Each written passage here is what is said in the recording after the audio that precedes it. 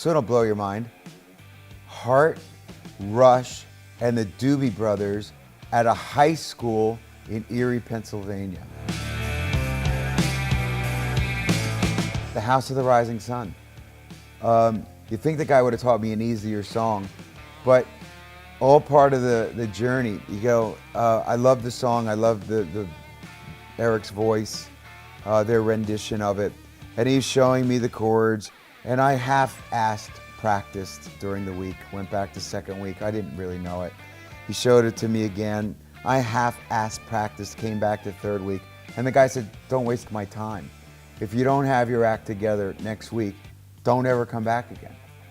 And I got it. He slapped me down. I learned the song. I can play it for you now. You know, I've sung with Eric Burdon since. It was an important seminal moment in my life. Runaway. I went to a radio station that was so brand new that it didn't have a receptionist. And this again was just blind luck. And the DJ saw me through the window of the booth and, you know, sort of gave me the finger and said, wait. And he came out on a break and I explained that I've got this song and a bunch more. What do you think? He said, wait till after my shift, and told me they were doing a homegrown record and it was going to be, you know, in New York City.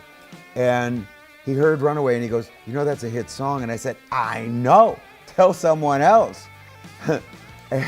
And they started to play it on the radio in New York before I had a band, before managers, record deals, anything. It was me knocking on a DJ's window and a guy named Chip Hobart who answered my prayer. And so, you know, hearing it on the radio that first time, you wanted to get pulled over by the cops because you wanted to go point at the radio and go, that's me on the radio. Yeah.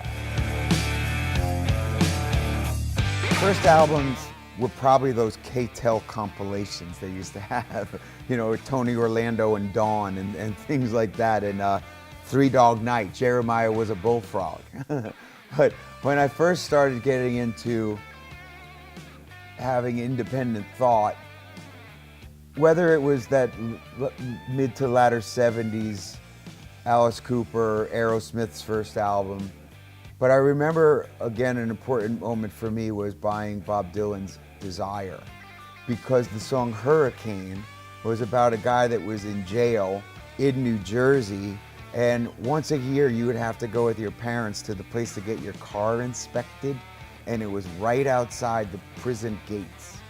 And you would go, in there is the guy, on here, and this is the words. And when I put all that together, I was like, huh, this is very important. You know, and so that album had a huge impact on me. The first band I was in that was making noise was called Raze, R-A-Z-E. I remember the highlight of our career was playing a talent show in which we came in second place. We didn't win. But then the Atlantic City Expressway was formed shortly thereafter. And that was my first, you know, block dance, high school dance, frat party, bar in the Expressway until I then quit my own band, and it, you know, kept going from there. Well, that talent show, if I can count that, 77. So 78, the Expressway was already together.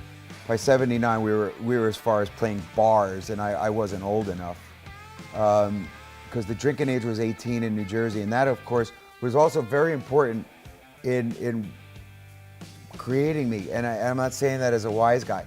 If you were 16 and 17, you could pretend to be 18. There weren't photo IDs back then. You had a paper license. You sort of looked old enough, they'd let you play. And that was very important because I didn't have any huge responsibilities and I wasn't going to college yet. I was still in high school. So because it was so formative for me to be in Asbury as a member of someone else's band playing original music, I knew what the road was, and I was just turned 18. I graduated high school and, you know, we were there. Billy Squier produced the first demo I ever did. As an extra, I was shot by the Young Guns cast, which led me to write Blaze of Glory.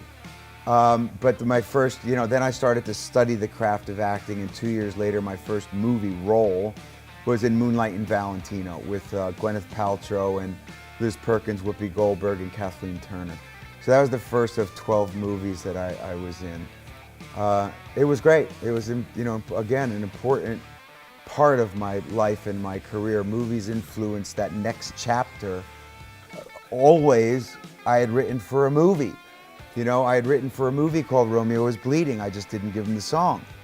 18 million copies of that record later. That was a monster song. So movies were very important to my writing and my growth and the band's growth.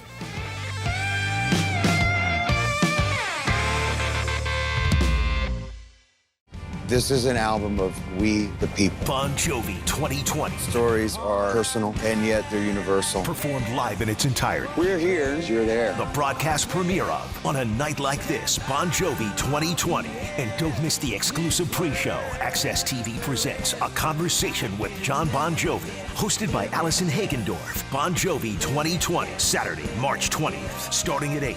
Go to access.tv or download the app for additional Bon Jovi content.